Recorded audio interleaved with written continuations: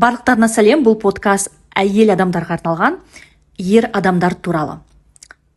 Біріншіден, егер сізде ер адаммен қарым-қатынаста бәрі жақсы болса, өзіңізді жақсы сезінсеңіз, комфортно сезінсеңіз, өзіңізді бақытты сезінсеңіз, онда ол адам барлығын дұрыс істеп жатыр. Ол ер адам қарым-қатынасыңыз бәрі жақсы деген сөз.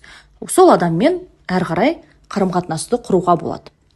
Ал егерде сіз қарым-қатынаста ер адаммен өзіңізді комфортно сезінбесеңіз, өзіңізді үйге келгеннен кейін, мысалы, сіз сол ер адаммен қыдырып паркке, кафеге бардыңыз, үйге келгеннен кейін сіз өзіңізді жаман сезінесіз.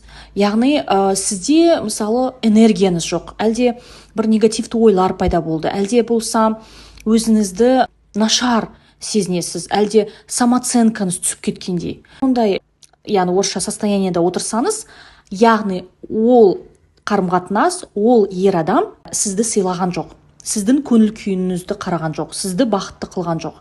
Яғни ол өзін ойлады, өзінің жағдайын жасады, мүмкін кафеде, паркте, ал сіз бостан-босқа уақытыңызды өткіздіңіз. Бірақ бұл сізге тәжірибе. Келесіде ұмытпаңыз, өйткені біздің көңіл күйіміз, біздің состояниеміз, біздің организм, денеміз өтірік айта алмайды. Ол өтірік айтпайды. Егер бір адаммен бізге комфортно болмаса, біз оны сеземіз, түсінеміз. Яғни ол адамның бізге айтқан сөздері, оның іс-қимылы, оның бір нәрсесі ұнаған жоқ, қабылдаған жоқпыз. Яғни ол кезде не істеу керек? Мен әйел адамдарға, әдемі жандарға айтатын кеңесім, ол адамды ұмыту. Ол адамға жабысып қалмау. Өйткені далаға шықсаңыз, миллиондаған ер адамдар бар. Миллиондаған ер адамдардың саны өте көп. Олардың саны өте көп. Егер көзіңізді ашып қарсаңыз, олар көп. Яғни келесі ер адамға көшіңіз. Кәдімгідей ер адамды өзгертудің қажеті жоқ, оны тәрбиелеудің қажеті жоқ, олар өзгермейді. Сіз тек өз-өзіңізді тәрбиелей аласыз, тек өз-өзіңізді өзгерте аласыз. Және жаңа бір ер адаммен жаңа дұрыс қарым-қатынас құрай аласыз. Ал ана адаммен сіз қайтадан оны жалғастырып, жақсы қарым-қатынас болып кетеді-ау деп ойласаңыз, ол үлкен иллюзия. Егер ол ер адам сізбен бір рет солай істесе, яғни ол түсініп тұр, тағы да істеуге болады, тағы да солай сөйлесуге болады, тағы да сіздің көңіл күйіңізге қарамауға болады. Яғни звоночек, орысша айтқанда, ол ер адам сізге сәйкес келмейді. Басқа ер адамға көшіңіз. Оның қалай істеуге болады? Оның жазған сообщенияларына, звондағанда жауап бермеңіз. Ол ер адам түсінеді. Яғни ол ер адамда басқа қыздары өте көп. Ойламаңыз, тек сізді ғана ойлап отырады деп. Оның телефонында басқа варианттар өте көп. Оны сізге ашық айтпайды. Тағы бір қызыл звоночек, егер де мысалы сізді ер адам кафеге, ресторанға шақырса, ол сізді машинамен келіп алып кету керек. Ал егер сізді ресторанда күтіп отырса, ол яғни тағы да құрметтемеудің белгісі. Сізді ресторанға алып келіп, сізге тек қана бір тал гүлді берсе, бір тал гүл, роза дейік, қызыл роза. Ол да тағы бір звоночек, яғни ол ер адам сізге ақша шашқысы келген жоқ, жай бір гүлді берді.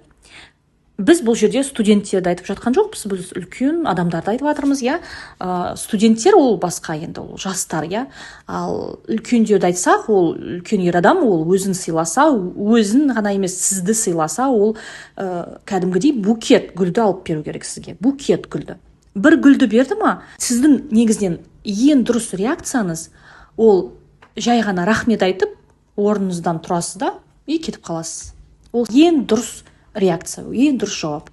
Сонда ол жігіт, ол ер адам барлығын көзінше ұятқа қалады деген сөз. Ал бізде әйел адам не істейді? Әйел адам бәріне күтеді. Және бір гүл әкелді ма, жарайды, ештеме етпейді. Және біреу, мысалы, сізді ресторанға шақырды ма, сізге менюден өзіңізге ұнайтын жақсы тамақты алыңыз. Яғни уайымдамаңыз.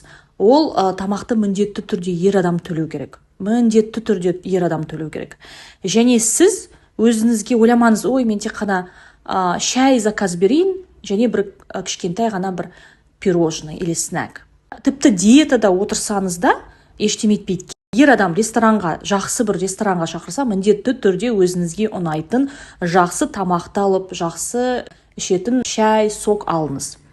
Өйткені бар әйелдер еш нәрсе заказ бермейді, әлде өте кішкентай бір нәрсені заказ беріп ұялып отырады ер адамнан. Ал ер адам сізді қолданып жатыр. Өзіне мысалы ұнайтын тамағын ішіп, тойып, сізді қарап зерттеп жатыр да. Ал сіз сондай бір эмоциональды состояниеда келесіз. Ол дұрыс емес. Соны есімізге сақтаймыз.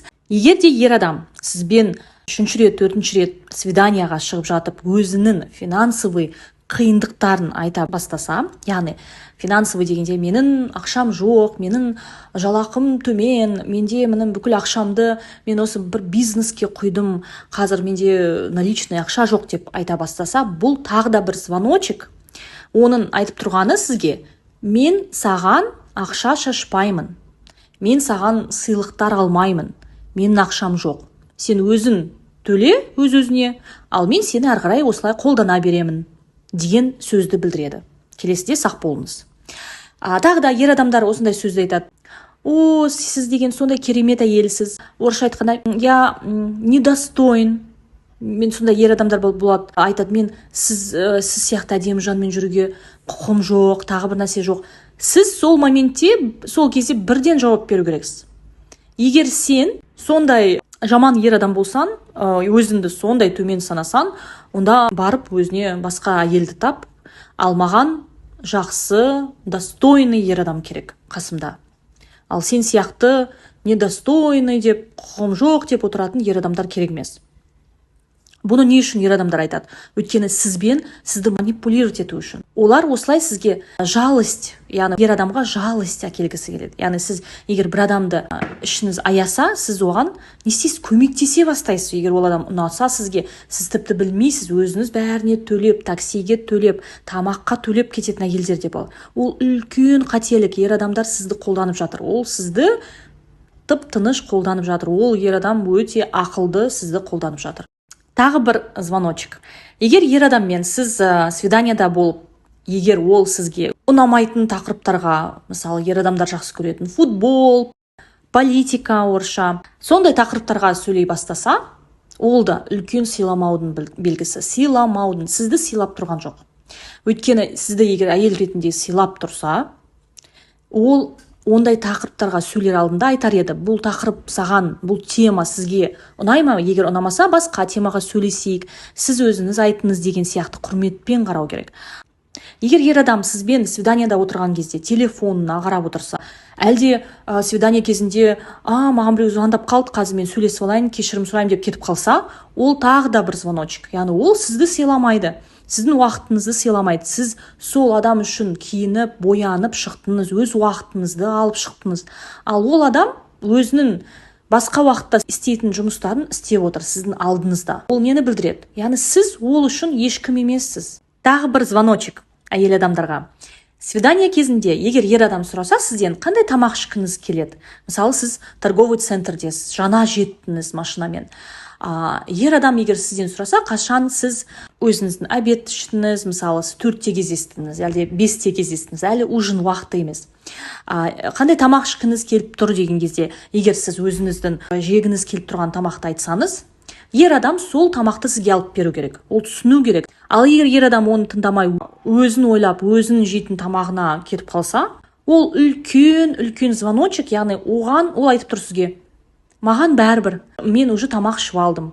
Ондай моменттерде, мен ойымша, барып, ол адамға айту керек: онда күте тұр, мен қазір барып өзіме ұнайтын пирожки или кофе тортпен алам, барып сол жерге барып жеймін. Яғни сіз кетіп қалуыңызға құқыңыз бар. Барлық әйел адамдарға айтам: егер сізге ер адам ұнамаса свидания кезінде, біз ұяламыз, жарайды, қорқамыз, ұяламыз, ол адам мені сыйлап шақырды ғой, мен қазір қалай кетіп қалам. Ондай әйел жандар бар, өте нәзік, яғни олай да болады. Яғни сіз мысалы бәрін көрдіңіз, ол қандай адам екенін көрдіңіз, жай сізді үйге дейін шығарып салсын, жарайды, содан кейін сау болыңыз деп жоғалып кетесіз. Оған тіпті сообщение жазудың қажеті жоқ, бұлай істеуге болмайды деп, я. Егер солай деп жазып айтуға болады, сау бол деп. Әлде жазбауға да болады. Келесі кеңес. Ер адамдар өз машиналарын, автомобильдерін өте жақсы көреді. Тіпті әйел адамнан көп жақсы көретін шығар. Әйел адамды олай жақсы көрмейтін шығар. Есімізге түсіреміз, әйел адамды жақсы көруді, өзінің ішінен шыққан баланы жақсы көруді Алла тағала біздің жанымызға берген. Ер адамдарға ондай берілмеген. Олар әйел адамды жақсы көруді біз сияқты жақсы көре алмайды. Соны түсіну керек. Егер ер адам шынымен сізді жақсы көретін болса, ол тек бір жолмен сізге мысалы бриллиантовый сақина алып, сіздің қолыңызды алып, сіздіке күйеуге шық деп айтса, сонда ер адам сізді шынымен де орысша заинтересован, жақсы көреді дегенді білдіреді. Ал оғанға дейін неше түрлі нәрсе жасасын, оның барлығы да жаңағы завоевать етудің себептері. Яғни ер адам жақсы көреді, әйел адамдарды завоевать еткен. Бірақ завоевать еткен ол жақсы көріп қалдым дегенді білдірмейді. Мүлдем ондайды білдірмейді. Қайтып керейік, машиналар. Яғни ер адам өз машинасын өте қатты жақсы көреді. Егер сіз ер адамды бірінші рет свиданияға шықсаңыз, егер танымайтын адам болса, оның машинасына мінбеңіз. Өйткені әрбір ер адамға оның машинасы, ол оның жеке территориясы, ол өзі біледі, не істегісі келеді. Ол жерде ешкім жоқ. Сіз жаңағы тұрып кете алмайсыз, кафе сияқты, ресторан сияқты. Яғни ол сізді жаңағы орысша контролирует, яғни өзінің территориясына, оған ыңғайлы, удобно.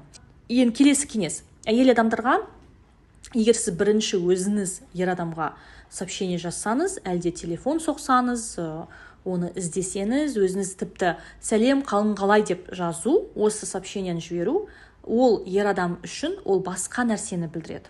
Ол ер адам ол сообщениені алған кезде былай деп перевод жасайды.